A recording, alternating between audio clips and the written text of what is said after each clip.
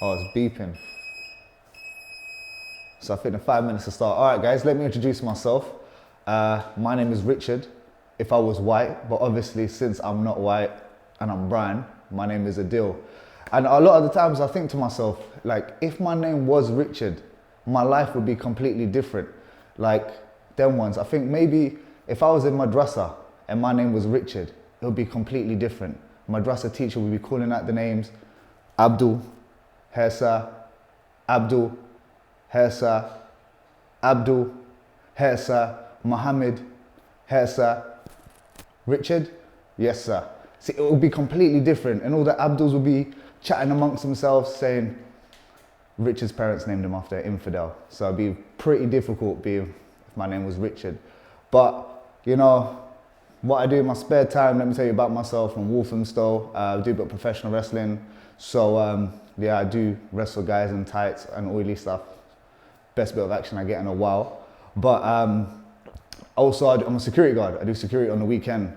And security, I see so many crazy shit on a regular basis. But one moment in security that stuck with me is when it was the World Cup period last year. I was doing security and England, it was going crazy. I was doing it in the pubs. Every time England would score, pints would be going up in the air. Everybody would be chanting. A guy from Kent embracing me like I'm one of his own. Like, I'm like, yo, this shit's crazy. So I was thinking to myself, there was a moment that actually resonated with me the most when I was doing security. And that was when England were facing Sweden, I think in the quarterfinals, was it? And I think England won. And some white cockney geezer came up to me, put his hand on my shoulder and said to me, our boys are doing our nation proud. And whispered them 3 magic words, it's coming home. Now, I don't know about you, but when someone says our boys in our nation in a sporting term, I think of the Pakistani cricket team. So I was thinking, yo, what? Like, I've never to this effect have I been accepted to this degree. And it got me thinking, if England did win the World Cup, theoretically, racism could possibly be eradicated for one day. Possibly. But too bad they fucked it up. So that never happened. So it's crazy. But being a Londoner, it's tense as well right now. I'll be straight with you. Like, we've got terrorism going on as well, heightened levels of terrorism. And I can see the girl behind the camera, she's looking at me like I'm the cause for it. No, it's not me. It's my cousin from Pakistan. He's the reason behind that. But we got the climate change protests as well going on in central London. It's tense as hell. And it's tense as hell at every corner. So I tell you what makes it most tense is that in every corner in East London, we have hipsters opening artisan coffee shops. Like, that's tense. Before, if I wanted to get a flat white, it was easy. But when I go in there, it's tense as hell to even get a coffee now. But one thing that makes it more tense than anything is on the tube.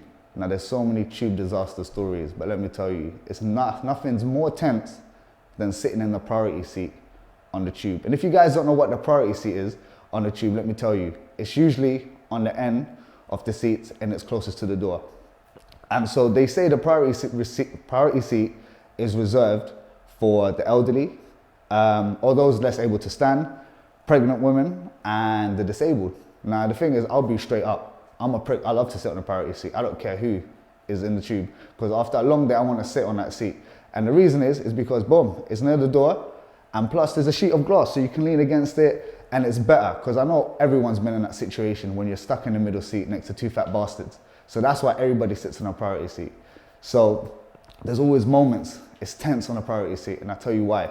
It's because it's one of those ones where you're sitting on a priority seat, and then someone comes on the tube, and then you think to yourself, is this person worthy enough for me to give up my seat? Now, say for example, a pregnant lady, you can easily tell she has the baby on board badge, you know, that's cool. I mean, and a quick little tip out there, if any of you guys want to, any of you ladies, and you're a bit, and you want to get a priority seat, just get the baby on board badge. You can flunk it that you're pregnant.